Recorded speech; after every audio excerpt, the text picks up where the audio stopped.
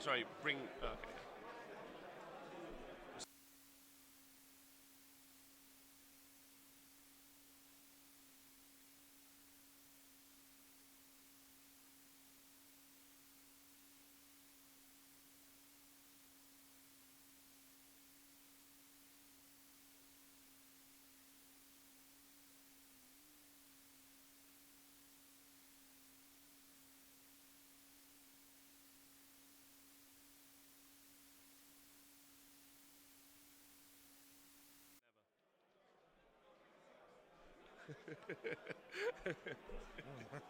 We're going to have a punch match. Yeah, Start with the punch match. Hello, welcome to the Bravery One British Open 2019 Summer Edition. Summer edition, yeah, it is sort of summer. Yeah, it's summer. Spring edition, really. Well, that's what I like about climate change, Nathan. It will make all of the Earth summer at some point, an arid wasteland which none of us can live in. However, on a brighter note, we're at the Brighter? Sounds like a bright future to me. We are going to be at we're at the largest Age of Sigmar event ever held in the UK. I am thrilled to be here. I'm obviously joined by, I'm Rob, and I'm joined by my co-host, Mr. Nathan Prescott. Hello, hello, hello. Throughout the weekend, you're going to see 5 match play games. No, wait, sorry, we're doing 2 tables. 10 match play games of Warhammer Age of Sigmar. Cool. That's mental. Isn't that interesting? Yeah. However, because there are 100 players in the hall, no, 200 players in the hall, there's 100 matches happening around. So by the end of the weekend, there'll have been 500 games of Warhammer played this weekend. Wow. Yeah, that's loads. I had to process that. I was like, what? Yeah. So hello to everyone on Twitch, Colonel Cabbage, Matt Pasby, Dryden. Thank you all for being here. Thank you to everyone for joining us. Our first matchup, when we get to it, is going to be Darkling Covens versus Dispossessed. But before we do that, we are going to go to the man in the field. So we got a special man. His job is to run around and tell you all the other action that happens. One of the things that he's going to do is take requests from the Twitch chat. So if you guys put in the Twitch chat things that you want him to go see, army lists, people, find out how they're doing, let him know. But without any further introduction, without gilding the lily, and without... Why don't we gild the lily? We've got no lilies left. They're burning in the sun. Mr. Adam Chucklebutty. Thank you very much. Right, I've got my notebook ready. I've already got tons of notes written. So we're gonna have a really great day. As you can see behind me, it's really, really packed. And this is a big room. There's like 109 something people here. It's the biggest UK Age of Sigmar event ever. And already the bar call's just gone out. There's a lot of players missing from the table. The bar call's just gone out. They're serving alcohol now, and loads of people have just vanished and sprinted up to the bar. So it's going to be a busy day, and I'm going to hand back to the guys on the desk to take you through the rest of the day. Adam, yeah, perfect. There we go. Absolutely nailed it. Brilliant work there. So Adam's going to come back in a minute and tell you all the interesting things he's going to do. Nathan, am I right in thinking you've got a phone call? Maybe. Hold on, I have indeed got a phone call. Perfect. So one of the best things about BOBO is the kind of relaxed atmosphere. It's like fun, it's exciting. Obviously there's loads of really cool things. But one of the things that they've done here, which I think, Nath, is really exciting, is that they've made it so that there is a Best in Faction award. Yeah, that's sweet. There are so many trophies on that table over there because people have gone to town on bringing in their obscure factions so they can get their little trophy. Yes, yeah. So just like you've seen in the stat show, and if you haven't joined us for the stat show, obviously me and LV hold the Honest Wargamer stat show for Age of Sigmar, which we do every Tuesday. And you can find them on the website. You can see the stats for BOBO already on the website. One of the things that we've done is we've like broken it all down into like percentages. Let's look at. I think that the variety of factions that we've seen. And the faction awards have created a big variety of factions because normally it's either like 40% Skaven or Flesh Eater Courts. Yeah, I do. I mean, obviously BOBO is a bit more of a fun tournament for a lot of people, but then also definitely the faction thing. I know some of the people that have brought some of the factions have done it because of the faction award. Yeah. So yeah, it's definitely. Increase the variety that we've got on the tables, definitely. Yeah, absolutely. And actually, what we're going to do right now is we're going to look at the faction table. There we go. So these are the top factions that we're actually seeing here at the event. So Gloomspite, Nathan, I'm sure you're going to be over the moon about this. Yeah. Yeah. It is the most popular faction here at BOBO. How do you feel? Well, the Bad Moon spoke to me once. What did he say? Said there'll be loads of fucking Gloomspites near Lincoln. Loads and loads. So that's why you decided to come. Yeah. Is that the only reason you're here? Is because there's so many Gloomspite lists? Yeah, just we're gonna make this place dank, innit? Yeah, it's good. The whole dank hold. It's gonna be dank. Thank you everyone on Twitch for subscribing, by the way, and joining us. I can see you guys in the chat. You guys are great. So yeah, Gloomspite, most popular faction, which you would expect, not expect at all. And actually, again, if you go on the BOBO website, you see that that's a 4% increase on their normal global stats. A normal event, or in the whole world, they run about 5%. So having them rock up at 9%. Oh, John, let's go back to it. Let's go back. We're not finished with the table, brother. Yeah, I want to see more of that. But I like seeing me. I won't lie. I don't like seeing me. Yeah. So. You guys may see that we've Nathan. You're rocking a Heralds of War shirt. I am. Yeah. Ravanax, Nass and Jaws. All day from the realm of beasts. Well, I'm hoping we're. Yeah, we go. Thank you, John. But however, Legions of Nagash, as you guys can see, they have been the most popular faction in Age of Sigmar that you'll see at a tournament, along with Stormcast Eternals. Both of those two have been the kind of That's been that for a while now. So and it's quite telling because they're quite good, and also they're obviously getting a new faction soon, aren't they? The Legion of Grief. So we might see that even increase. What's the Legion of Grief? What? You haven't been reading the things? No. Oh, well, we'll talk about that later. That's Cool. not in play today, All so right, that's then. not important. Cool. However, Legion of the Gash have been one of the most popular factions that you've seen in all of Age of Sigmar. Stormcast Eternals, rocking up in second place, have been the two. However, let's talk about in number 4. 14 armies here of the new boys. Their book has come out and they have taken the Age of Sigmar world by storm. You could say that there's been a delusion on the whole Age of Sigmar game. Yeah. Now, obviously, a lot of people like to play with monsters, and these guys have got some real killy monsters. So, yeah. They've got killy everything. Yeah, they've got killy ghouls. They've got killy flayers. They've got loads of yes, and they've got about 13 like actual podium events up now. Yeah. So they're like absolutely taking the stats by storm, and they're on a win rate of like 68%. Yeah. So they're Age of Sigmar on easy mode, aren't they? Really, really easy to run over people with them. Not a complicated game, pretty much. You've got something that will kill anything. So just wang it out there and see what happens. Just get it done. Yeah. Although it does mean that people are now starting to bring specific lists for coping with it. So it'd be interesting to see over the next couple of months. I expect to see that tail off a bit, like especially at the top end, don't you think? Yeah.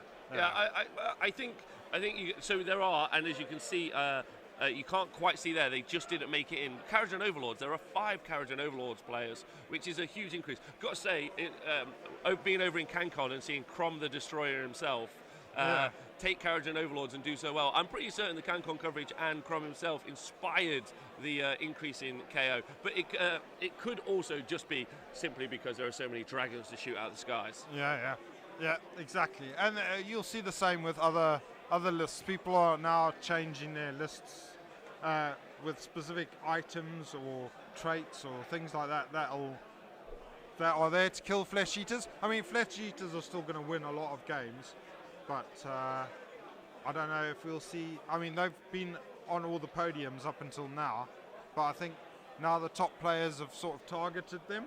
Be interesting to see what is going to be knocking them off of the podium spots. Yeah, I agree. So new boys also on the out in the realm is Blades of Khorne. They've got lots of legs, and now not 2 feet from me is probably, in my opinion, one of the best Blades of Khorne player in the UK, Mr. Dan Ford, although he is rocking Skaven. Yeah. So that would mean, in my opinion, that he thinks that the Skaven have got better shout. But they're new. They got some solid anti-magic. I know for a fact that there are some people like notable names like Laurie. We know has moved over from Sylvaneth onto Khorne. He's playing him. He's up against Flesh Eater Courts. So we'll see if Skaven can pick a Flesh Eater Courts battle in their round one. That's one of the matchups that you're going to see. Well, I think because the Blades of Khorne have got a few answers to the Flesh Eater Courts, I think that's why you're seeing a bit more of them than you would have expected. Yeah. With the 6-inch pile-ins and the abilities to possibly always strikes first. And the obvious answer of always strikes first is there as well, which is massively useful. This is going to be one of the first out-ins as well for Slaanesh. They also have got a fairly good, there's 6 or 7 players. Nathan, we've never, apart from at CanCon, this is the second time we're looking at numbers this big.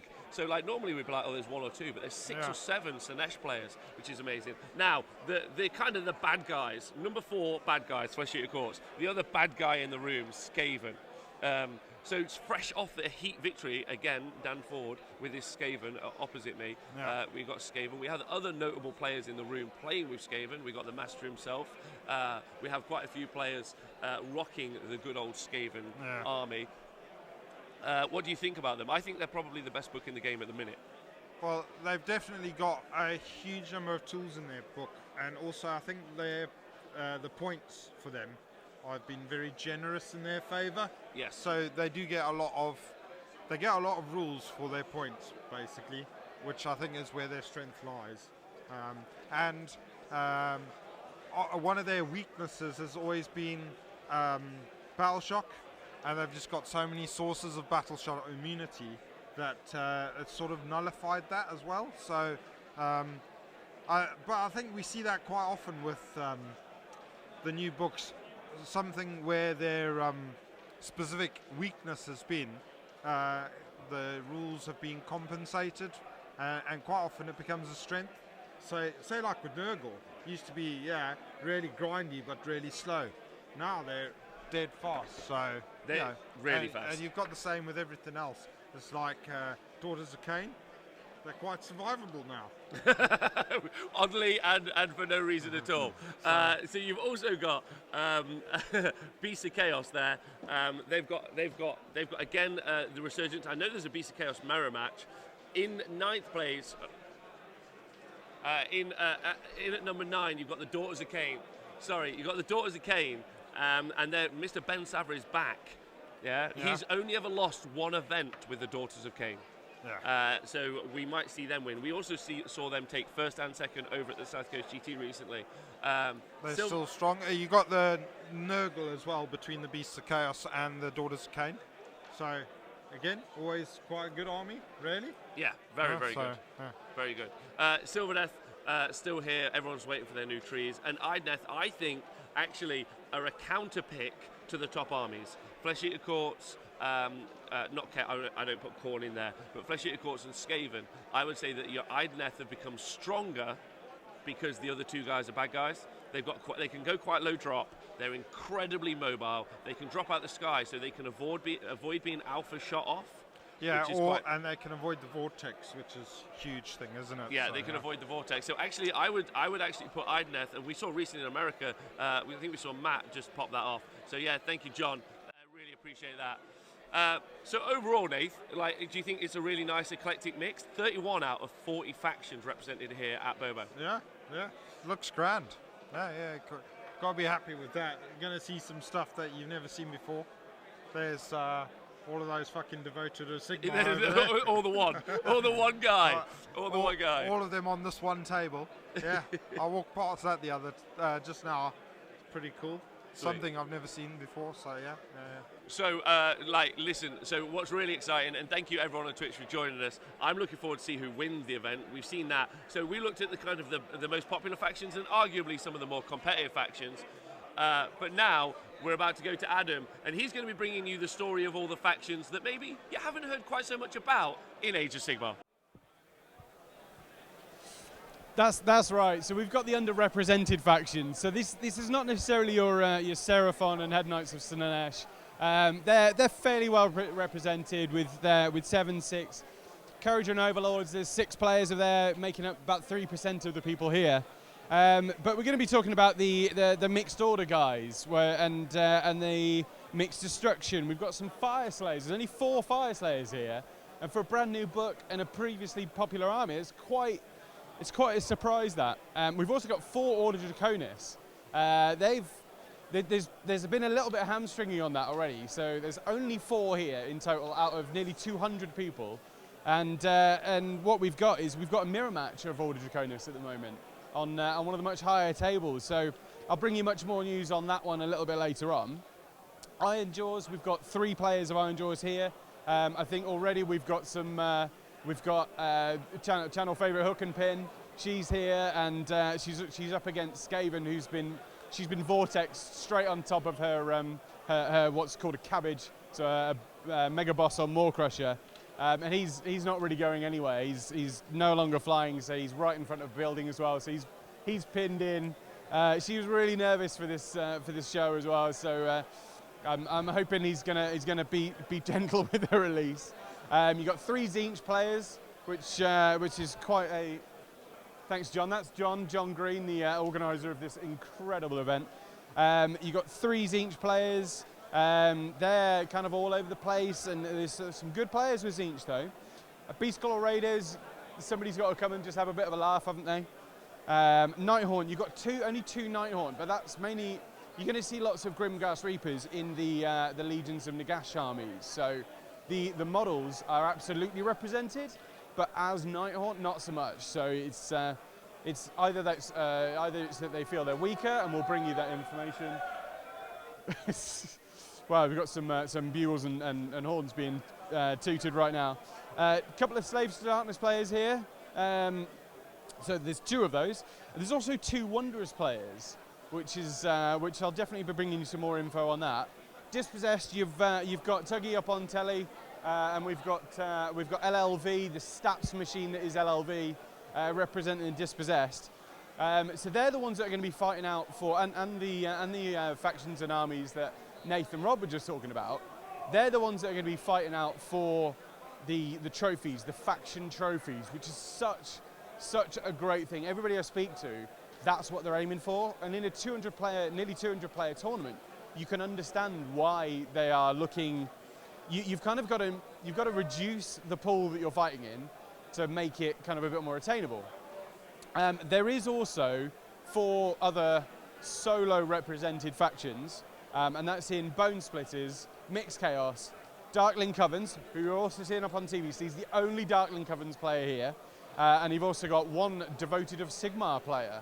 So yeah, you got real mix. Bone Splitters is a bit of a surprise. They're not kind of underwhelmingly weak or anything. It's just there's only 1 of them here, so they automatically win a prize, but they're not getting a massive trophy. It's just they're getting a prize just for being number 1 faction, but they've not necessarily had to fight for it because there's nobody to fight against.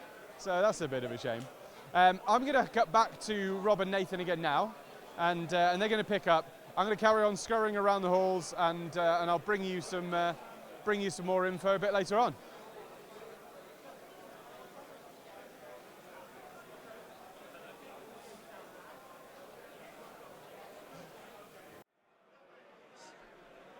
Hello, welcome back to that. See, one of the best things about BOBO is being able to just make Adam just stand there as long as possible on camera. Like, I just love that. I love that. That's the practical. We've had that practical joke plan for months. Yeah, we were like, we're gonna get him. We're gonna get him. Right. Right. So we're gonna go to a game. Yeah. Our first game. We're running the crew team. We're running a little bit behind. So the game's a little bit ahead of us. We're sorry about that. We had some issues at the start. Mainly that gag that we just set up with Adam. That was our main issue. So much technical work on that. But we're going to go to the tabletop now, where you can see Dispossessed. Thank you very much, John. Where you can see Dispossessed battle it out against Darkling Covens. So Darkling Covens players are at the top, and Dispossessed are at the bottom. They are in turn 2. There we go. And then Tuggy's still got a turn to go. So just a quick thing about the overlay so you guys will be able to check. John's going to fix it up now because there's a square needs to come away from the bottom panel. There are 5 squares. If you've got a grey square, that means they've got a turn to go. Okay, yeah. Cool. The flashing blue means that the top player, who in this case obviously is Steve Dooley with the Darkling Covens, he's got the priority. And then you can see that in this situation, it looks like Tuggy's had his second go, but I know for a fact Tuggy hasn't had his second go. So that needs to come off that overlay. But that's pretty simple. There you go. Yeah. So pretty simple system, right? Looks grand. There we go. Yeah. All right. Sweet. So really easy system for you guys to follow along at home. Also, as you can see, we've got the old Soul system on the go in the center. So you can see right here, there we go, a good old, get that arrow out, shall we? We've got Star Strike, that's the battle plan we're playing. So you're playing Star Strike, as you can see. At the start of about round 2, you roll a dice, and you see where it lands. It's landed there. It's along that center line. And so at the beginning of the scenario, they're only worth, so they're worth the number of points that the turn rollers. Yeah. So they're only worth 2 points. So this is one where you score heavily on the later turns. So it's a case of, I think a lot of the time you want to be playing for the late game with this, which is why I quite like this scenario. Although the randomness of the where it lands can hamper some armies, especially the Dispossessed. Yeah. Although they should have a golden pickaxe in his army, which can let him redeploy a unit. Well, so I got some things to talk about that. We will talk about what units you got to see. Yeah. But John, if we could just cut to the players, you're going to see that so in the bottom left-hand corner, people are already mentioning the spatula that you can see. So right there, right in front, that's Tuggy. So he's playing Dispossessed. On the right-hand side, that's Steve. Steve is playing with his Darkling Covens. Yeah, both look gorgeous fellas playing. Now, Tuggy, very importantly, has got his spatula. John might be able to get him to wave his spatula. So when he pickaxes under the ground, he brings his spatula with him. And then he waves it at his opponent. There you go. So he's just letting someone know where. He also has a rake. Oh, he's got a rake. For when his models die, because Tuggy's actually a farmer, so he rakes them off.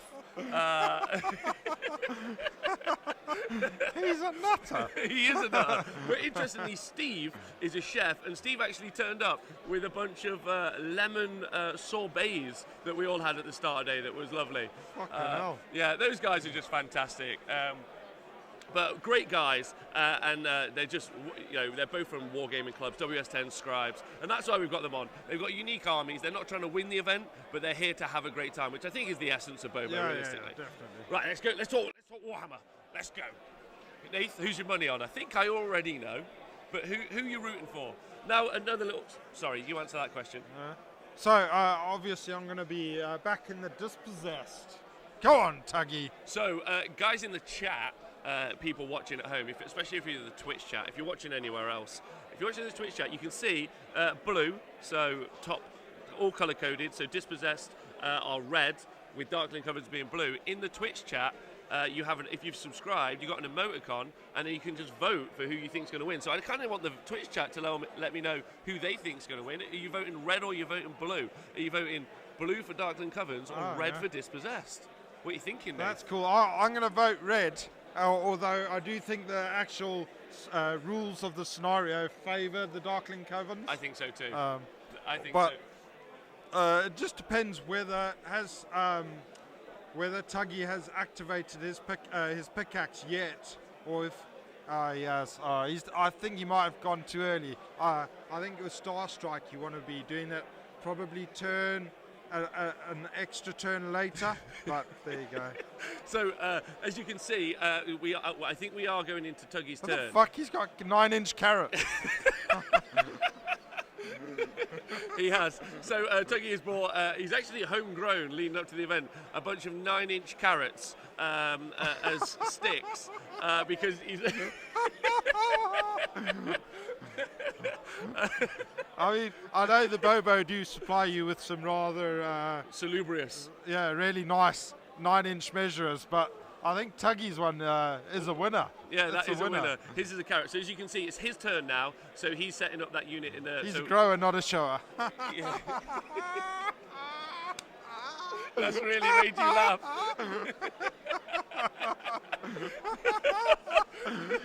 It's really funny because we got to see the showing bit this morning. He's definitely is a grower, not a shower.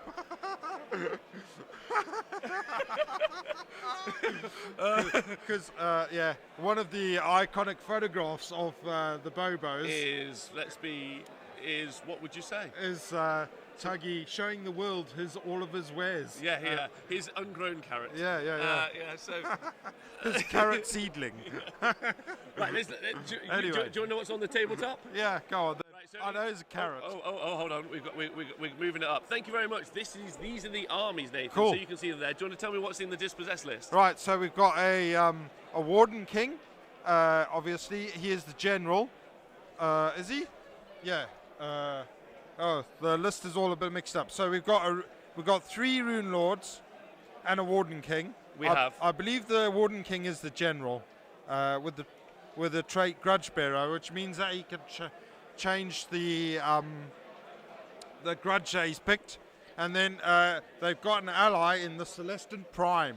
So I think he's a good choice for Dispossessed. You see that quite a lot, actually. Yeah. I know Dan Say, our kind of other Dispossessed fanboy, he obviously loves taking the Celestant Prime, although I think he's moved away from it recently. Yeah. And then, the only thing is that he's not got the magic, and then we've got some hammerers, 20 hammerers, so quite a scary combat unit, but obviously movement 4, so, and then we've got a unit of 40 warriors, so a big block of bodies, always useful for objectives, and then you've got your 20 iron breakers, fairly tanky unit. Then you've got the 20 Iron Drakes, so that is a lot of damage because they're a great shooting unit. Again, quite short range, 16 inches. So yeah, that's the Dispossessed. Got a few good threats in there, especially the Hammerers and the Iron Drakes, and then a fairly tanky unit in the Iron Breakers. Yeah, me too. Not me too. Sorry, Nathan. How many Iron Breakers though? 10. Iron Breakers are 20 there. Okay. Yeah. I think I personally that's a solid choice, especially when you're talking about these guys are 2 AOS 1 armies. Yeah, they've got almost nothing in the bank.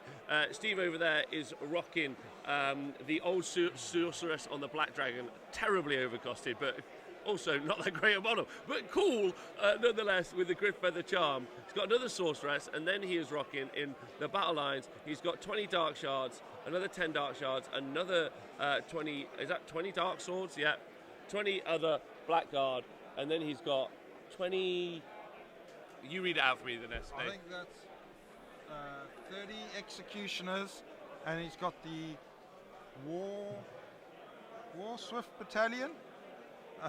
The Thrall and the Thrall. He's got the He's got the Thrall Warhost. He's got, and then allies. He's got the Canary Heartrenders, 5 of, and 5 Doomlock Warlocks, and he's also brought the Geminids of Ulgush and the Emerald Life Swarm. Yeah, it's a good choice. Let's go see what they're doing on the tabletop then. So I know we're into Tuggy's turn. So Tuggy's turn 2 we're in. So there we go. That's where we are at the minute. So in the first turn, Steve, who on the left-hand side has moved up that unit here, as you can see, onto the objective. He has already scored 2 points, so he's going to be rocking 2 points straight off the bat. In the centre, you have that big unit of 30 Bleak Swords here. You've got Dark Shards here and here, with Doomfire Warlocks at the back. Now, in the second turn, so I'm sorry we joined this a little bit late. In the second turn, you saw the Sorceress and Black Dragon charge over here into a unit of Hammerers. The unit of Iron Drakes has just popped up at the back, at the right-hand side. Geminids has been cast, but it can't be unbound, which is a little bit frustrating because Tuggy can't unbind it. And that's where we're at the minute, Nath. Yeah. So, and then we've had the Prime come down as well. Yes, in the far left-hand side. So he's gone for double dragon, the double strike. So he's brought the Iron Drakes up and the Prime down. Yeah, like 2 pistons smashing. The earth being his sandwich. He's got a unit sandwich. Earth is the filling. So the unit of Iron Drakes that's popped up at the back has got the Grudge Hammer torpedoes. So he's going to shoot those across into the big dragon because they're great against monsters. And then the rest of the unit's going to just shoot into that unit of dark shards in front of them. So yeah. Right. Okay. So they're shooting. The Iron Drake's shooting into the dark shards that's in the centre. They're shooting here. Yeah. So. And then the torpedoes, which obviously would hurt a dragon. He's fired them both at the dragon. He gets a double torpedo. Yeah. So they would be rend to D6 damage, and he's missed with both of them. What? So yeah, that long shot there. So English farmers not really very well known for their accuracy with guns, I would say. Yeah. It's why we normally give them pickaxes. Okay. So this unit in the centre is actually executioners. That unit in the that is a very scary combat block. I know that right in front of them, lined up, is a unit of dwarven warriors. But they're about to get shot in the back. So all of this shooting now is the Iron Drakes shooting into the back of the executioners. Oh, that's going to be tough. So what's nice though is if Steve sat on a command point, we can find that out. There is the sorceress on Black Dragon who's going to be able to use the 12-inch inspiring presence to keep them up. If he's got a command point though. Because he may have spent that already. So playing, as you guys can see, I'm sure John can bring up the screen so you can see who's playing. At the top is Steve Dooley and the bottom is Tuggy. They're playing, or you can do it in one of the two fashions. I'm sure he should have at least one command point because he starts with the extra one from the battalion, and I doubt he would have spent his one from the first turn. And then he's had his second turn, so he's good chance he's got 3 command points. Okay, so even though he's used one, so he's got 2 left. Right, 2 left from the table. Yeah. So okay, well, but he could take some serious. He can still take a lot of damage, as you can see. He's taking these models off there.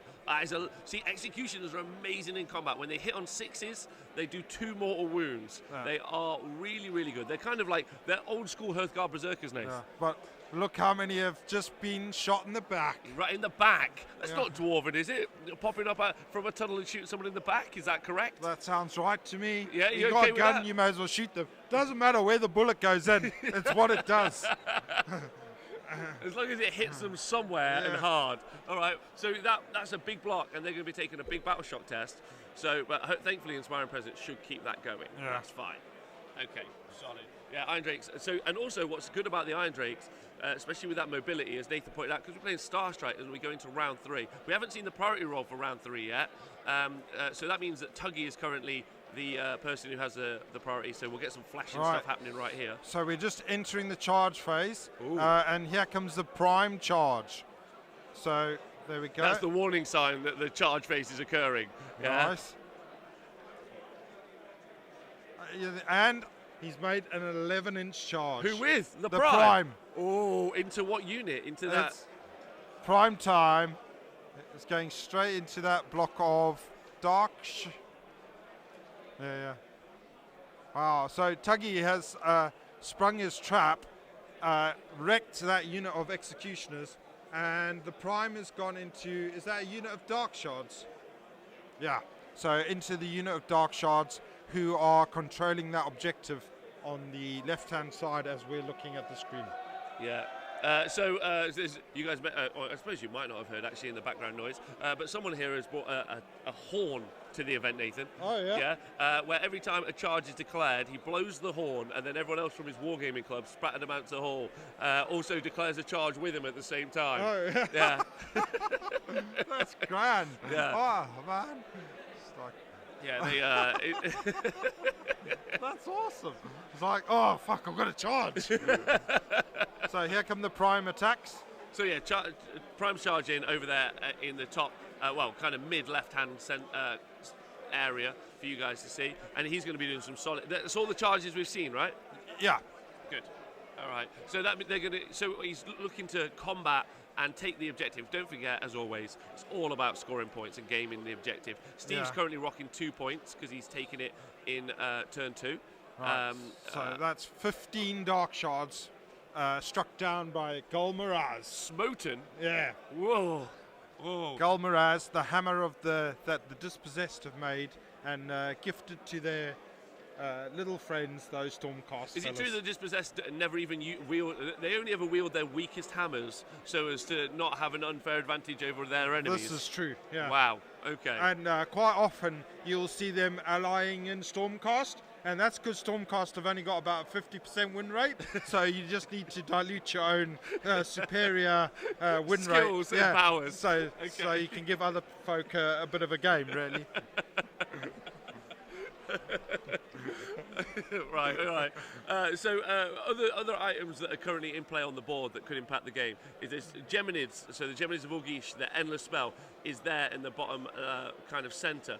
Now, unfortunately, Dispossessed, unless they've brought an allied wizard, have got no way of dispelling that because the Rune Priest Rune Lord, is only able to unbind a spell. It's not able to attempt to unbind an endless spell. Yeah. So he's great at unbinding spells. He gets the +2 to unbind, but it's when it comes, because they've missed out on the latest rule set where you've got to do some dispelling, and that's harder.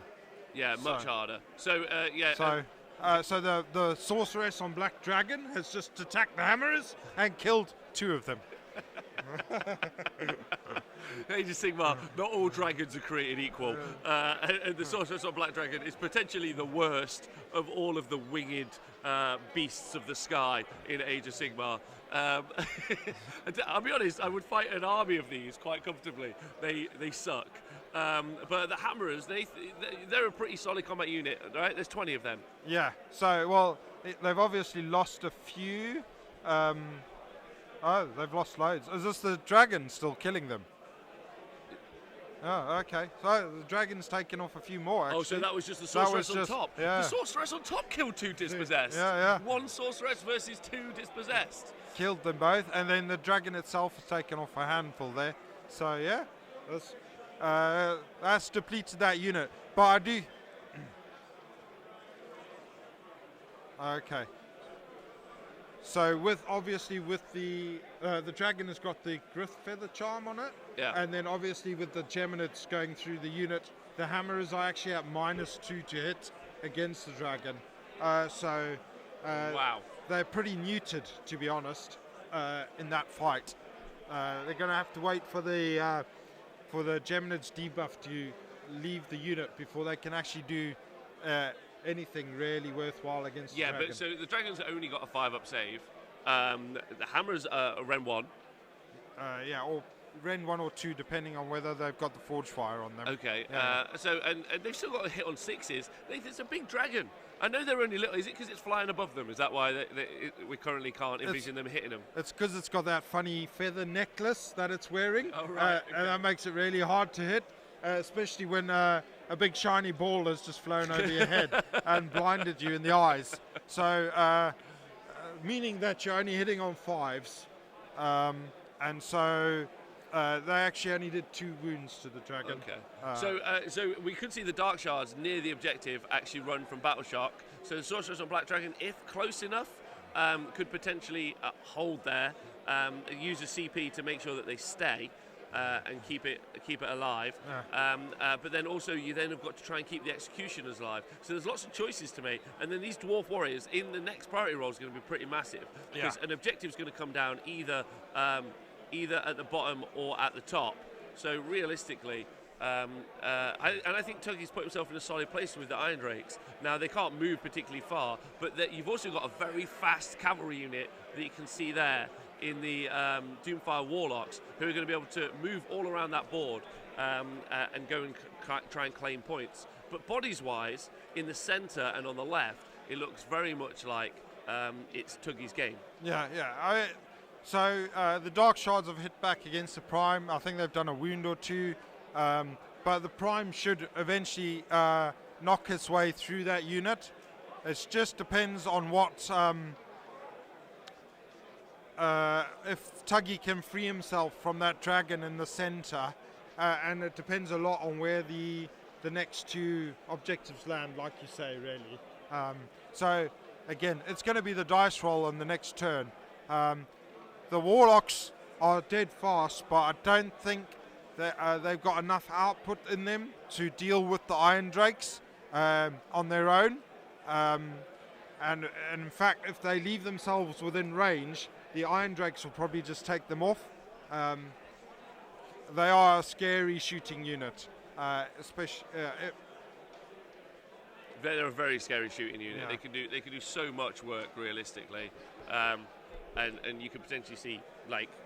They're there now, and you need those the executions need to go back on the priority roll. It's going to be massive. Right. So Steve has used both command points. Right. To one on the Dark Shards, one on the Executioners. So he's down to 0 command points. So it does mean if he loses this priority, he goes into this turn. So the priority roll, we might be able to see the priority cam happen. Is what we might be able to see if we get both of the players to stop their dice rolling now. They might be good enough. Well, they're going to roll the comets down first. So here comes the first comet. So we're going to see where the comet's going to land on the board. You'll get to see. So the Dispossessed star has struck right into the middle. About middle centre back. You mean just here? Yeah. So right near the Geminids of Ulgush. You can use the arrows too, bro. Whatever you want. Feel free. Thanks, man. So yeah, it's right near the Geminids, and they're safe.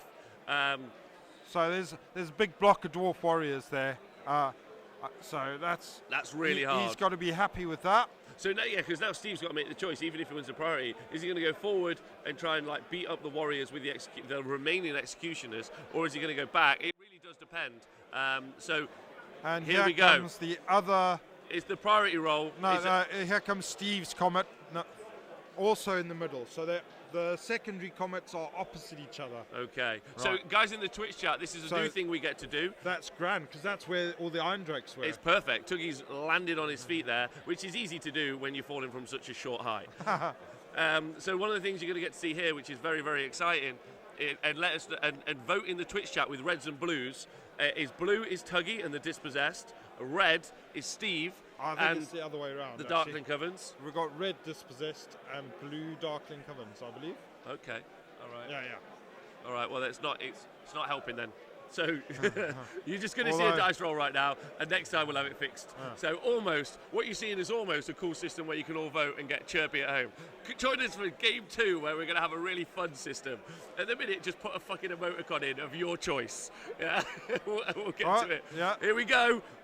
Oh, Tuggy's got it. No, he's not got it. Steve's got it. Yeah, Steve's got it on blue. There we go. Right. While we get that sorted, we're going to go back to the wonderful Mr. Chucklebutty, and we're going to find out what. Oh wait, hold on. Before we do, Dave, what do you think is going to happen? What do you think is going to take? So Steve will take. He's won the priority. He's going to take the turn. He's got to try and deal with those Iron Drakes. I don't know. I guess. If he turns around with the Executioners and the Warlocks into them, they can deal with that. Does mean he's not dealing with the Prime, and he's got to consider whether he's going to threaten the dwarves in the centre. So I do think the Dispossessed are in a good position here, really. I think Dispossessed. I think it's been amazing where the comets actually landed. Yeah. And especially now the Geminids are not affecting those 2 units. That's going to hurt that dragon a lot.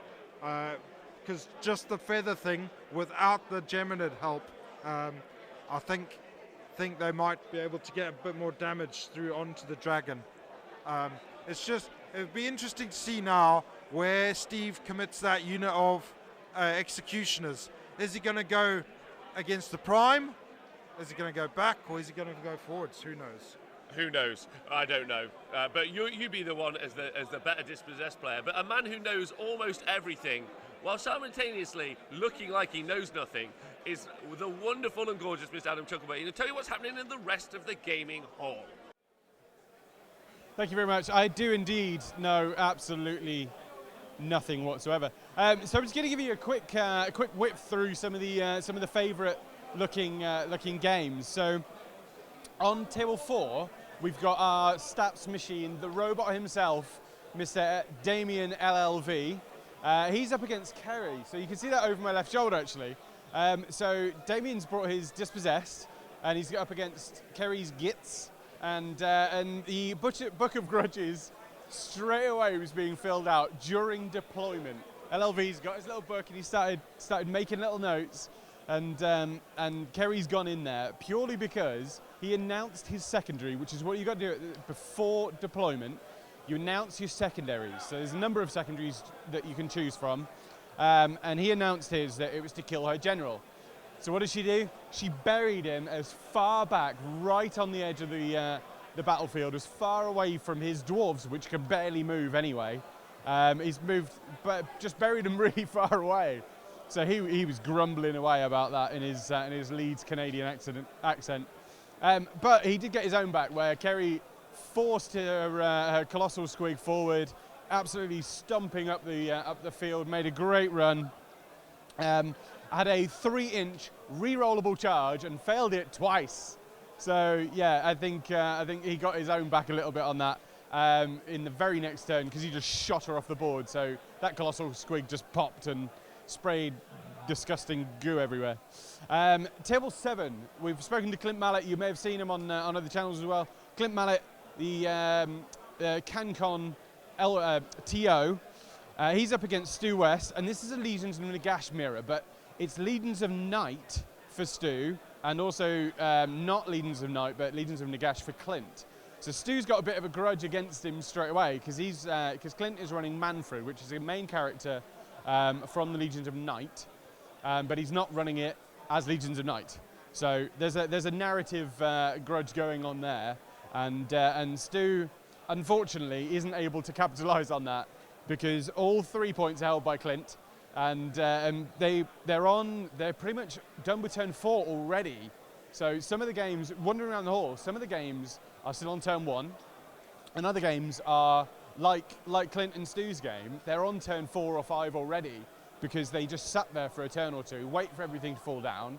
They'd got their deployment pretty much covered to cover where it's going to land. They wait for all that to happen, then they start the game. So whereas usually the final turns get a little bit quicker during a game, these are pretty much flipped the other way around. So you've got a couple of really quick turns, and then it's going to slow down quite a lot for those players. There are some others. On table 8, we've got AD Mac with his Archaon led. He's calling him Everchosen, but they're mixed chaos, I believe, versus a Bretonnian army, James Powell's Bretonnian army. I wandered over there to have a little chat with him earlier, just as the bar call was put out. 10 a.m. alcohol is now being served. I've never seen people run faster for the bar in my life. They just sprinted away to go and grab a pint each. So I left them to that. Moving on, we've got Chris versus Paul. We've got Daughters of Cain mirror match. We've got quite a lot of mirror matches going on, especially for the big guys. So Daughters of Cain, Flesh Eater Courts.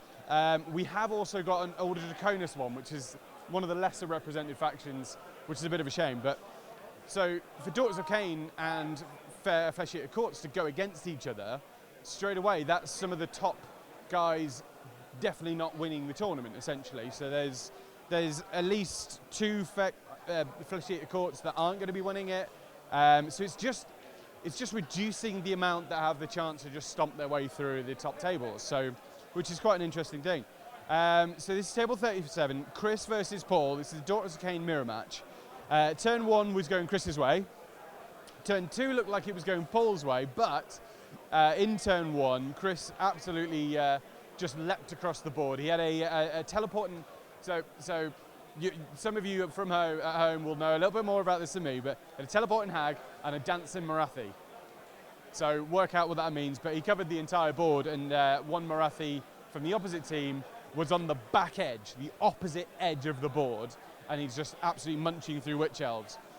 We've got a Flesh Eater Courts mirror on 41. That is absolutely tanked for Keith Ball versus Paul Ray, and it's one of those things. They're both super high damaging armies, so the second you put them in a mirror, it's just going to drop off a cliff for one of them. And unfortunately for Keith, Paul rolled really, really hot. Got a huge amount of sixes, which are just absolutely munching through. So Keith lost both of his Terrorgeists. They've evaporated. Paul's pretty much he hasn't lost a single model yet. And Keith, a big chunk, over half of his army is completely gone. So it's looking, let's be honest, it's looking Paul's way on that one. We've got Skaven Mirror as well on table 65. This is Simon versus JJ. If you remember last year, this tournament was JJ's first ever tournament. Since then, he's appeared in loads. We've had him on the channel, I think, at BOBO, at Sheffield Slaughter. So they've got a Skaven Tide mirror match. So wandered over there earlier.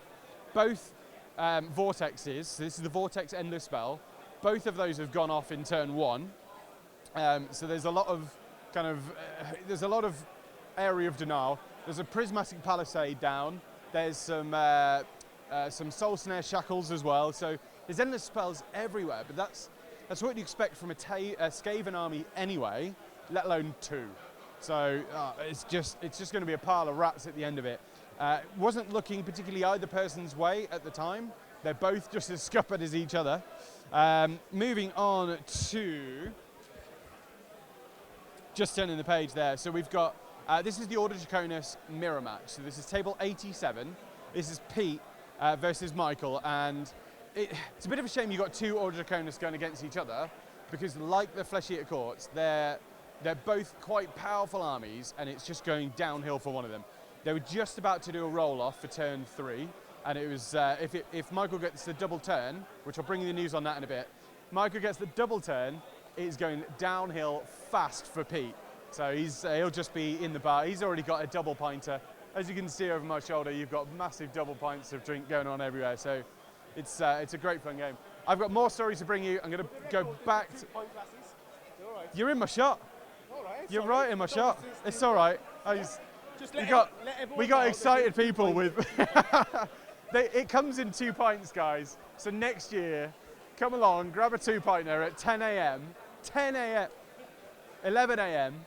Grab it. Oh, it's just crazy. Anyway, I'll bring you more stories in a bit. I'm going to go back to Nathan. If Rob can compose himself, he's in bits now, but Rob can compose himself. I'm going to go back to Rob and Nathan, and they're going to bring you the latest on the top table. Hello, welcome back to the Bravery One British Open 2019 here in sunny Lincoln, a town that holds the Magna Carta. That's what it has currently in the museum. That's cool. Oh, yeah. cool. Nice. I'm glad it's somewhere safe. Where it's where a group of peasant folk took a king and they held him to task, which is exactly what we currently see on the tabletop. You have a dispossessed force, which currently are at the bottom, the red player, who are currently active, and you have not currently active, and you have a Darkling Covens player. They're playing the role of our peasant folk at the top by Steve Dooley. Now, I think we've got some information about these 2 armies when they battle it off. We are in round 2, but we'll get to that in a moment.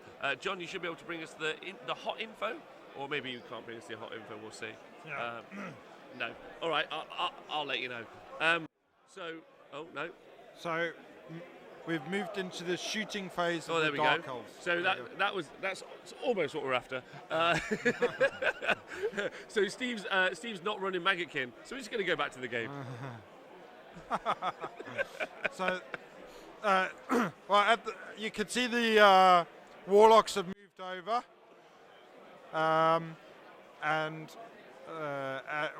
So we've got a bit of shooting there from the Warlocks and the Dark Shards. Then they've tried to thin the Iron Drake numbers. So let me catch you up on where we are exactly in the game if you've just joined us.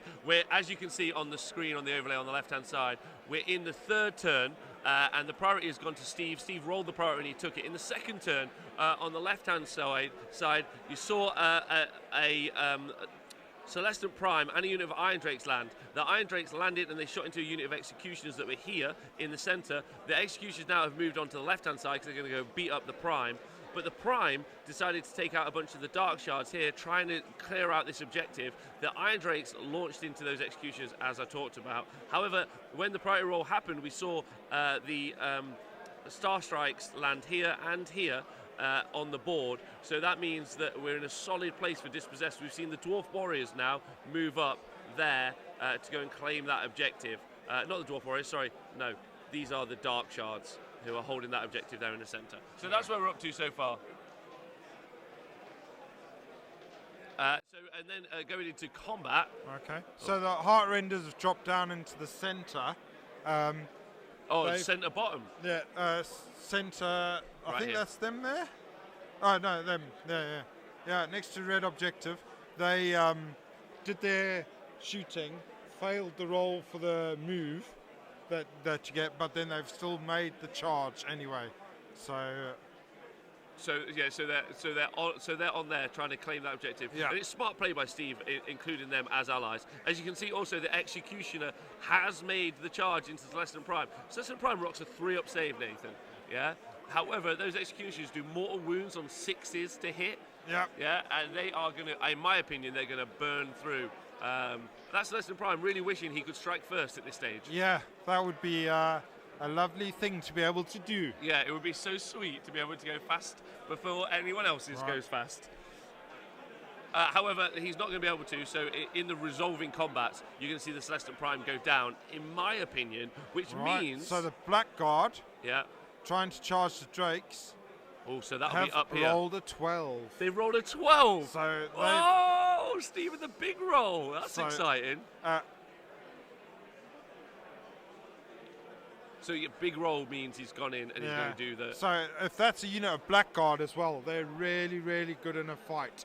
I think they're maybe one of the best points efficient units in Order as a fight. So however, there's a huge issue with them in that, like, just because of the way you ally them in or you put them into other armies, that their allegiance and Darkling Covens themselves are not particularly great. Yeah. Although I know Steve, if you're listening back, will disagree with me pretty heavily. So I think they're actually going to rinse through that unit of Iron Drakes pretty quick.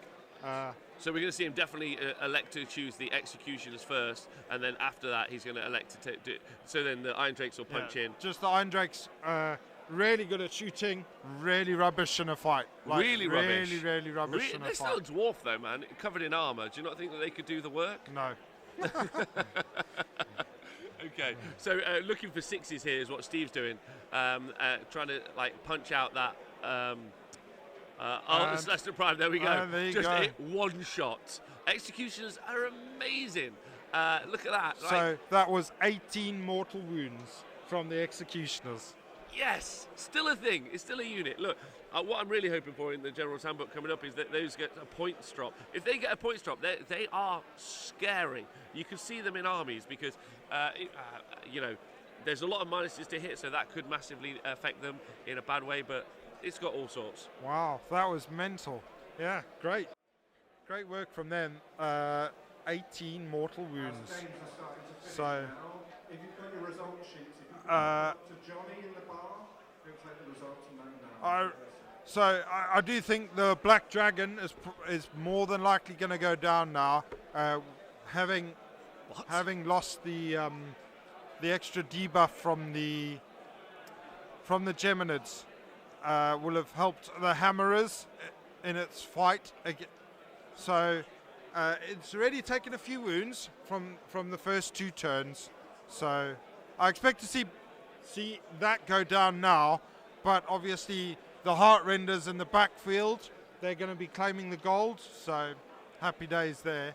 But the loss of that Black Dragon is fairly impactful just because it was holding up some of those other units. I personally think Tuggy's going to be able to clear quite a bit. I don't know. Wow. The Blackguard actually are going to go through the Iron Drakes. His dice are on fire. He's just saved. So he's obviously only on a 6-up save now because of the rend on the Hammerers. And he saves all of them. What? Except for one, taking 1 wound. So it's down to the little warriors now to try and drag that dragon down. Okay, so you can see it's 2-0 currently to the Darkling Covens. So they've got the points in the bag. And I think that they actually, because of the 12-inch charge, that might have been the game-winning charge, Nath. Yeah. What do you think? Yeah. Those Blackguard, like I said, really good in a fight. 2 attacks each. They got 2-inch reach on their weapons, 3s and 3s, re-rolling 1s naturally on their War Scroll. So the Iron Drakes have got a 4-up save, which ignores the Ren -1. but it's still going to be a lot of attacks. it's just so many attacks. You could see a lot of attacks on the tabletop I think there's just going to be too many saves. I mean, if Tuggy can roll saves like Steve's rolling, then fair enough. But you can't guarantee it at this point. They can't, and it's going to be, and that means he's going to clear off that objective. Also, he has popped up. So when you pop up with the rune axe, so the ability to dig up and tunnel up with a unit, like he has done with the Iron Drakes, it means you do it with a character. So there'll be a character next to them, right? Yeah. So he has got. He might potentially be able to use a CP to stop that unit from running away. But there's maybe just not going to be enough left to do the output. I don't know if how many will survive, and then they have to shoot their way out of there, and it's just they're going to have lost that many shots that they'll just be it'll be an uphill struggle for them, I think. Yeah, it will be. Just look at that huge handful of dice that there we go. So 24 saves for the Iron Drakes to make. There's only 20 of them in that unit, so there's only 24 saves, so he should save half. So he's going to have half of the unit left. Yeah, there we go. This is going to be a big save roll for Tuggy. Really, it's going to be very important that those Iron Drakes stay. So we're talking about this combat here in the top. So he's rolled really well there. Only 9 die, but it does take. There were only 20 in that unit, I'm sure. So it does take them below their shooting twice stage. So it really has hurt the amount of output that the Iron Drakes are going to do, and I don't know if they'll be able to shoot their way out of that fight now. You're hoping that they will, but I don't think that. How many did they lose in total, did we say? 7? So they lost 9. 9 of the 20. Yeah. That's pretty massive. You got to remember that Tuggy's used a character, his only artifact in the game, to deliver those 20 Iron Drakes. I'm thinking those 20 Iron Drakes is 360 points as well. Yes. So that is just loads. Like that, yeah, it's a big portion of the army. It hurts, yeah. So losing 180 points of it straight off the bat, being able to make them immune to battle shock if they're going to be able to. But Dispossessed have got the ability to ignore battle shock quite a lot. They do, but but every now and again you just make when you need it, not for them to pass their battle shock. That's when you roll the numbers, and then it hurts a lot. So, and then when it's not that important, you're fucking rolling the 1, 2, 3 all the time. So it's quite frustrating, really, the rules that you end up with sometimes. But so now it's down to the little dwarf warriors to try and take down that dragon. But no, the dragon is still there on 3 wounds remaining. So he's been in there in 3 rounds of combat. So this is the black dragon in the bottom left-hand center. You see, the black dragon has been in combat for 3 rounds, battling it out, kicking it against a unit of hammerers, which I find really interesting. Nathan, I think that they shouldn't have been there for that long.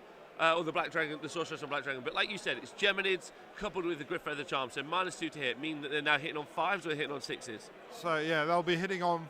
The hammers normally hit on 3s, so they'll be on 5s, and then the warriors.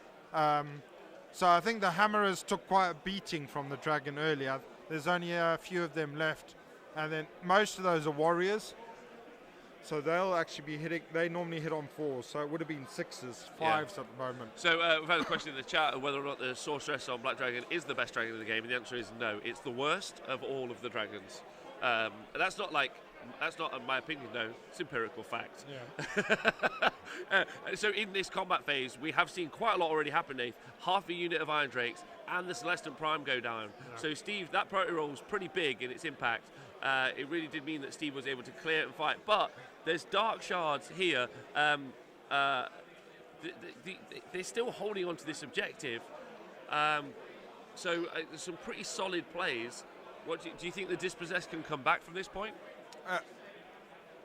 So I think the movement 4 is really going to hurt them.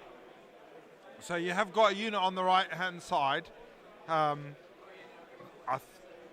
on, Nathan. but- So also the command trait that Steve's rocking on his Sorceress on Black Dragon makes it -1 to hit as well. Okay. So in total, -3 to hit. It is a dragon fully from the realm of shadow. Right. Nothing but smoke and mirrors. Yeah. Yeah. Yeah, and so if you had the sorceress in there as well, that would make it an extra -1. So you could be up to -4. Wow. Okay. So quite a slippery dragon. Yes. Which are the worst of all dragons. Yeah. I prefer them to be. So this, if you Prefer them to be dead smashy. well, So- no, if you've been following Game of Thrones, obviously this is season, this is episode 4 dragon, where it's impossible to hit no matter how many shots you have. So this this area here, In the bottom. the heart renders charged a rune lord that was there Yeah. and killed him.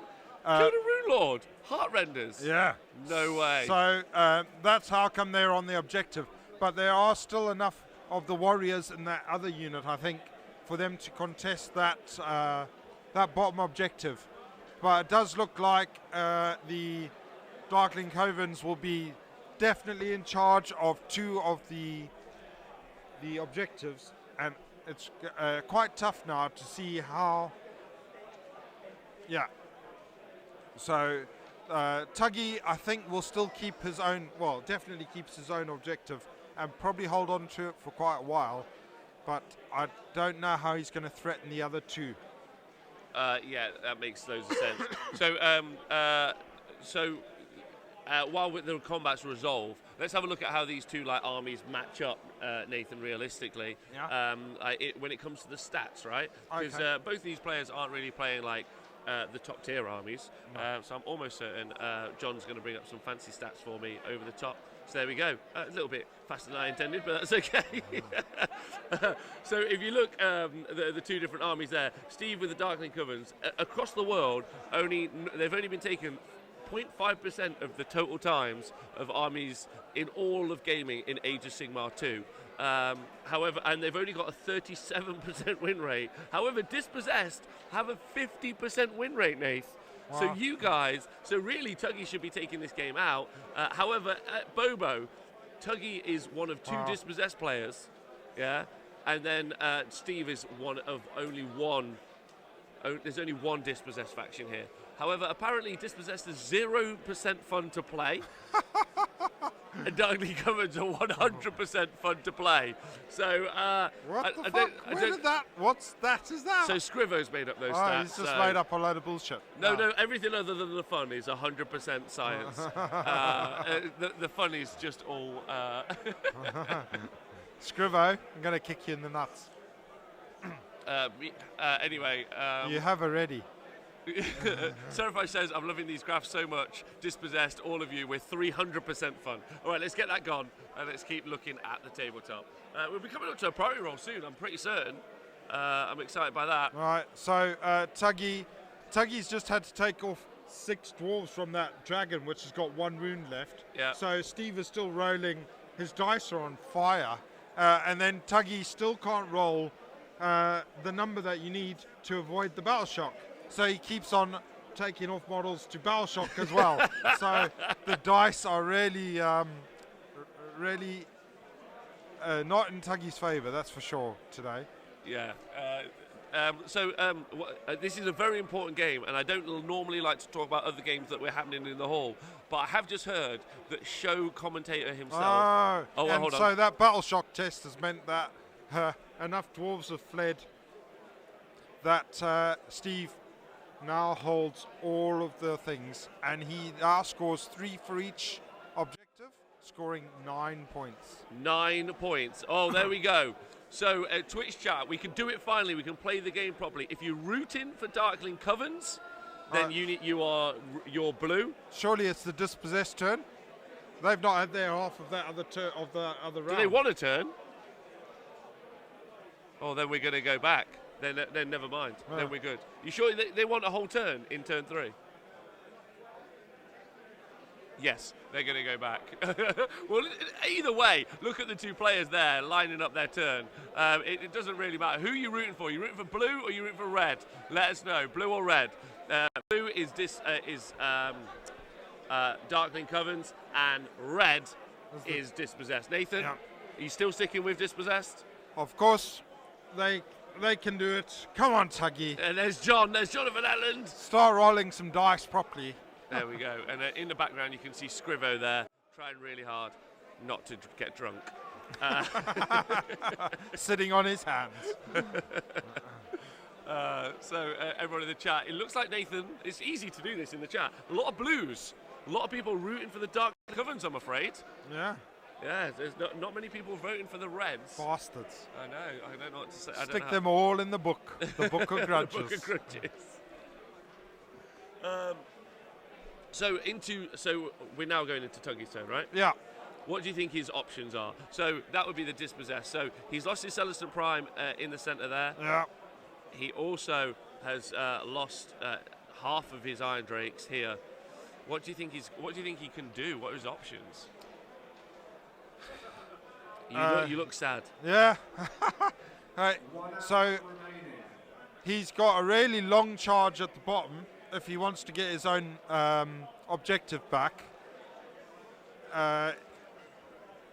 And so his dice are going from worse to worse. So a Rune Lord Prayer is on a 2-up, and he's failed those. He's failed his 2-up prayer. Oh, yeah, he's really having a struggle here. So, he's got to just try and get some bodies back onto his own objective, and hope that the Darkling Coven fails a big battle shock at the top, so that he can start clearing that one. Got to hope for a double turn as well. It's an uphill struggle from here, especially with the movement 4. Yes, I think the movement 4 is obviously going to be super impactful, and which is, as we said, why Star Strike is such a hard matchup. Yeah. Here's some Maud Goss. So here we go. So the shooting phase that we were hoping for at the top. Yeah. Those last 11 Iron Drakes that are left, killing only 2 Blackguard. In the shooting phase? Yeah, so we've already gone past the movement phase. Is a short movement phase like the short men playing it? Yep. Okay. There we go. Fucking hell. So they've only killed 2 of those. Yeah, so that's not going to go according to plan. No. And they will probably, the rest of them will die in this combat phase. So. Yes, they will definitely die in that combat phase, because they were also trapped in as well. Yeah. So they weren't able to get any further. As you can see there, Nath, the Dispossessed turns. It's been a grand total of 0 points scored. How do you feel about that? It's a sad state of affairs, and the dragon goes down finally, but it's just taken so long to get rid of that dragon. That's. It's held up some units done quite its nicely. work. Yeah, it has. It's done a really good job in just tying up the big threat of the hammerers, which actually it put a lot of hurt into, because there are only 7 or 8 left. Yeah. Less than half of that unit is left, and it's cleared out quite a lot of that big unit of 40 dwarf warriors as well. So I think the issue also obviously is over here. Yeah. The hammerers may potentially be able to go over and then fight on this objective, but 7 hammerers, as much as I don't want to cuss on the Dispossessed, but I really do, they're just never going to be able to go and take out that many Blackguard, executions, which you can see mounted here. It's a pretty scary combat block. Now, Steve's only really got to win 2 max play events at this event, because they only run about a 40% win rate. Yeah. Going up against Dispossessed is a nice free buy on the first turn. Sure. Oh, yeah. He's going to get a hammer to the face. So there you can see. So you Star Strike, you score points based on the round number, and then obviously in that turn you've seen all three objectives all held by the Darkling Covens. That's one of the things to say about Darkling Covens. Yeah, and it doesn't look like Tuggy will have had a chance. So he's obviously not made the charge at the bottom with the unit of Iron Breakers. So yet again, this turn he's not going to be scoring any points, which is just quite desperate, really, at the moment. Yeah, again, it's not. I don't think he's going to be able to pull any points back. No. He is going to be able to clear this centre objective, which means he's going to be able to score for a couple of turns there. However, the Iron Drakes, I mean, it really did come to that 12-inch charge that you saw from those Blackguard being able to get into those Iron Drakes there, which is really quite solid. They only had to make a 3-inch charge from the Executioners to get into the Celestin Prime. Bit of a fist bump because the guys are excited. But you're seeing some more more dwarves die now. Even I feel sad that dwarves are dying in this situation. Well, so I mean, obviously everybody's decided at the top to switch off because the Iron Drakes only killed 2 Blackguard. The Blackguard then reciprocated, only killing 1 Iron Drake. What? What? So I don't know what's going on at the top there. They've just decided to sit down and drink tea or something. No, I'm rooting. That's it. I've decided I am rooting for the Iron Drakes. I want them stood there, just ready to rock. And they're gonna, Nathan, maybe they can just hold the line. They can just live there in that little bubble. How many are left? 5 left of the Iron Drakes in that centre objective, right there. Oh, and the Iron Drakes killed 1 back in combat. So they've got their combat thing is a mailed fist. Yeah. So they've got to punch their way out. So their punching has done as much damage as all the Blackguard halberds. I don't know what's going on in the top corner. I'm pretty sure they're just sitting around having a fucking picnic Well, look, it looks like there's a solid, like, as we know, we've got so that was the handshake. Yeah. Oh, okay. Well, it was a lightning fast handshake. There you go. There we go.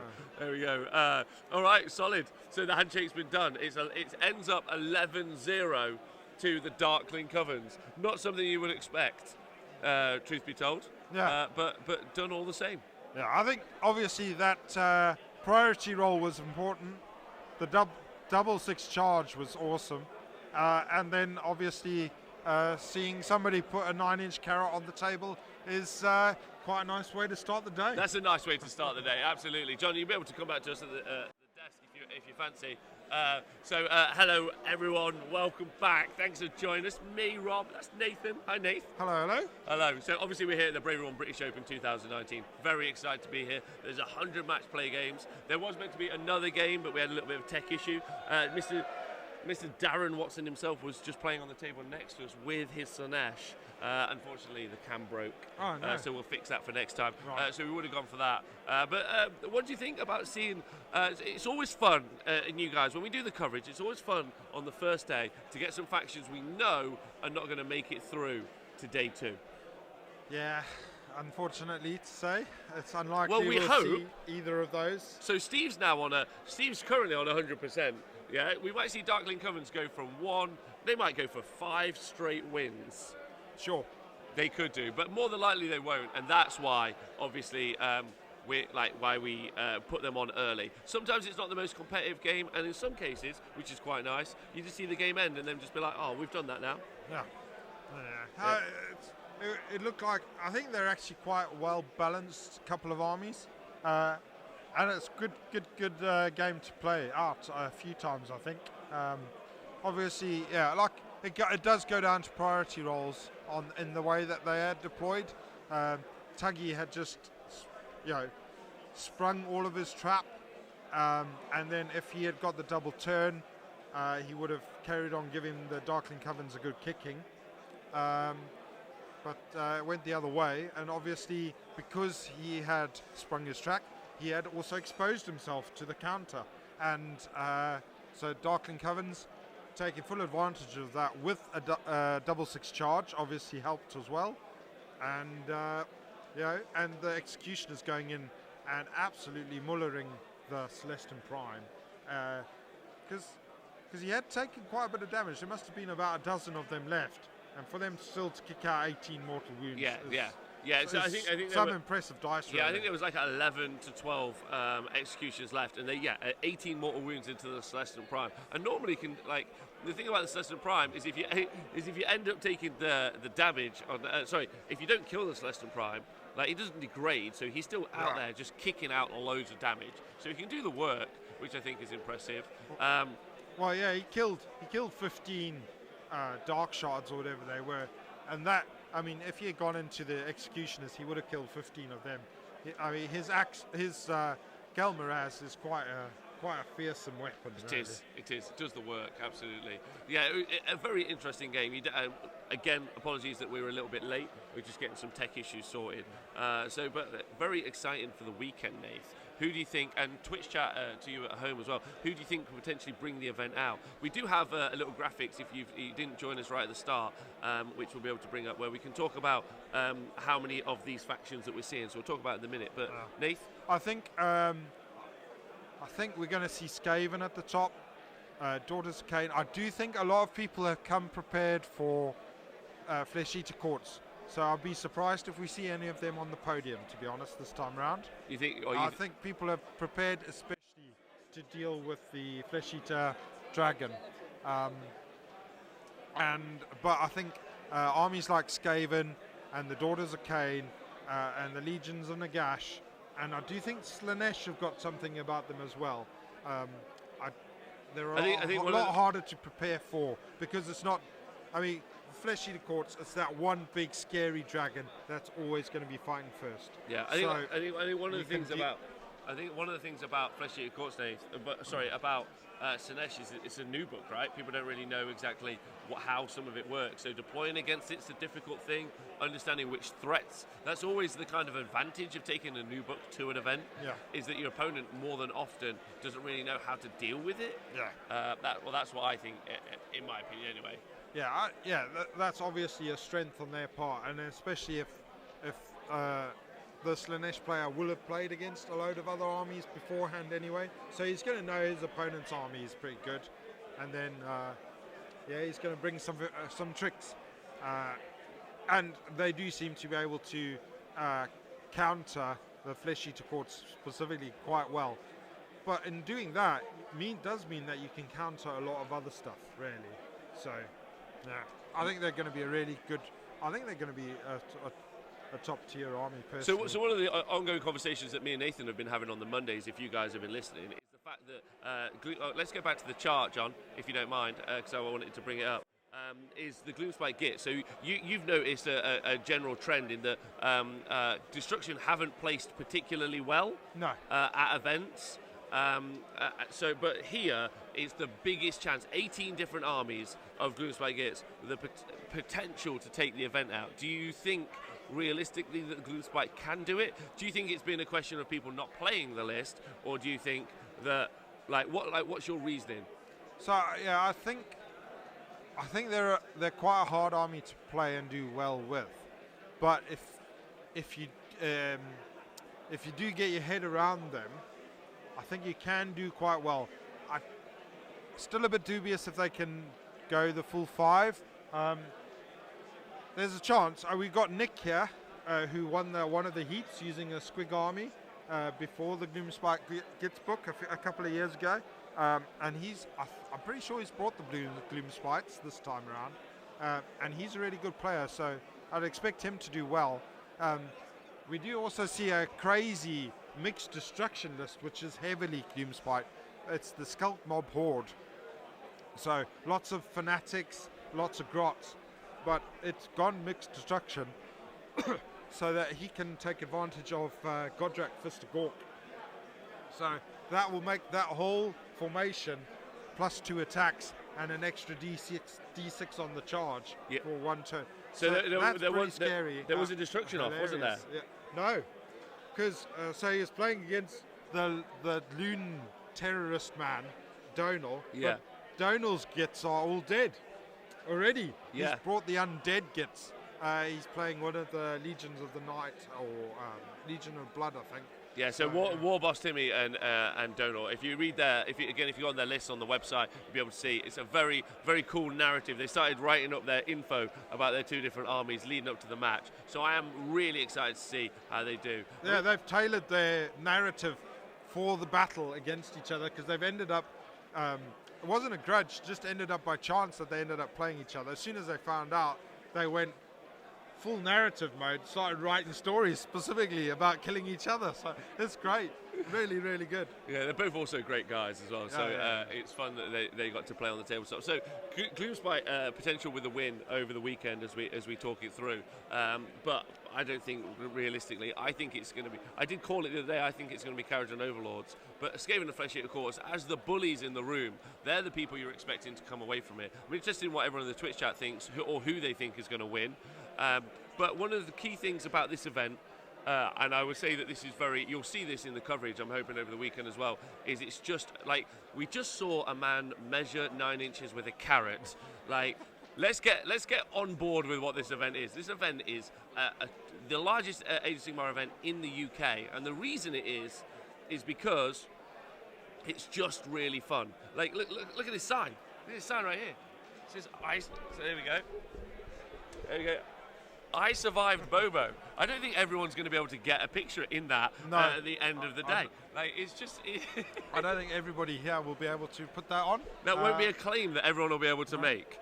It's going to be loads of fun. Someone is going to win, and that's going to be great. But there's also loads of cool hobby. There's loads of great armies. We're going to try and bring you all the stats. We're going to bring you 4 more great games. So I hope you guys enjoy that. Thank you for joining us. Let's check out more. We're going to go now and find out, because we're talking about heart and soul, and I don't think I know anyone more, apart from Mr. Nathan Prescott, with more than Mr. Adam Chucklebane. He tells you what's happening in the rest of the day. And we'll be back for the start of the next round. Check us out on Twitter and Facebook to see when the next round starts. And thank you very much. We'll see you soon. Right, as you can probably hear and as you can probably see, it's all kind of wrapping up now for game 1, and obviously your table 1 is all wrapped up. So just going to give a quick run through of how everyone's doing. There's still a few games with quite a bit more to go, and we'll give you maybe a bit of news on that later on. So we've got Clint on table 7. We've got Clint versus Stu. Now, if you remember, this is the Legion of Nagash mirror match, and Stu has a grudge against Clint and is really trying to take Manfred, his general, down. And it's like, in terms of a game, it's not gone Stu's way at all. Clint has absolutely nailed it. He got so lucky with where the star strikes landed, where the comets landed, and it just landed exactly where all these guys were. Held it long enough, and he's 17-5 up. So yeah, Clint's got that, but there's still pride to play for Stu. So Stu is charging up the board with his Vampire Lord on Zombie Dragon. He's just rolled and got Pinions, which is a movement spell, and he's just moved 36 inches across the board towards Manfred. He's still got about an 8-inch charge, but he's going to have a movement before then in the next turn anyway. So that's going to happen, and I imagine a Vampire Lord on Zombie Dragon is going to absolutely tear him to pieces. Moving on to table 8, this is AD Mac versus James Powell. AD Mac with his Chaos versus James Powell with his Bretonnia army. Officially mixed order, but pretty much 99% Bretonian, and it's just to make it legal. He's made it mixed order. Now, AD Mac, he arranged, I don't know if you guys watched Sheffield Slaughter. AD Mac is one of the TOs for that. He organised the event. Those guys, they're still at the bar. So at 10 a.m. when the bar call went out, an hour and 40 minutes ago, they ran off to the bar. They're still there. So don't know what's going to happen with their game. Moving on, Chris versus Paul. This is the Daughters of Cain mirror match. Now, really early game. If you remember, I told you that you've got a teleporting hag and a dancing Marathi. So Marathi basically essentially managed to skip the other side of the board to Paul's side from Chris's deployment zone. And he absolutely just, Marathi started chopping through witch elves left, right and centre. And it looked like it was absolutely going to go Chris's way. But Paul has pulled it back, and he's 2-0 up on Chris at the moment. And it's looking like Paul has got the board control and he's got the domination of that board. So it's crazy. That's just Turn 1, Paul was sat down and he was all like, oh no. And now he's stood up and he's like, yes, I've got this now. So he's really, really getting after that. Looking at Tibble 41, this is the Flesh-Eater Quartz mirror. It was going downhill for Keith at the time, and unfortunately, he's hit rock bottom. Those terror guys, the G-Cots, they've just absolutely torn his army to shreds. So Paul Ray has done a great job there and just absolutely torn them apart. We've got some Wanderers news as well.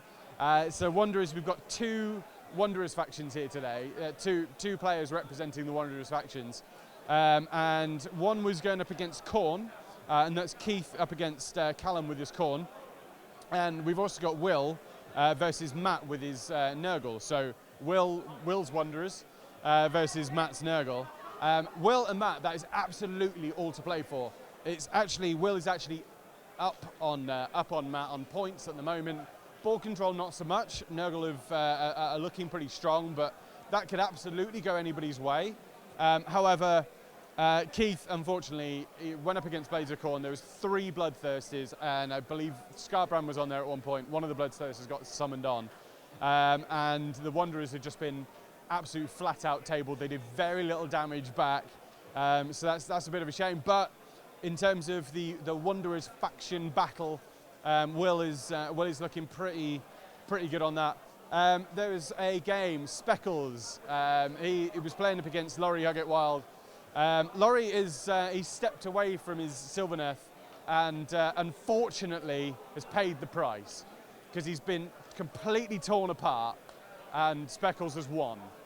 Speckles has beaten Laurie. This is Rob, by the way. I'm so Hi, sorry to interrupt. What's happened? So Laurie versus Speckles.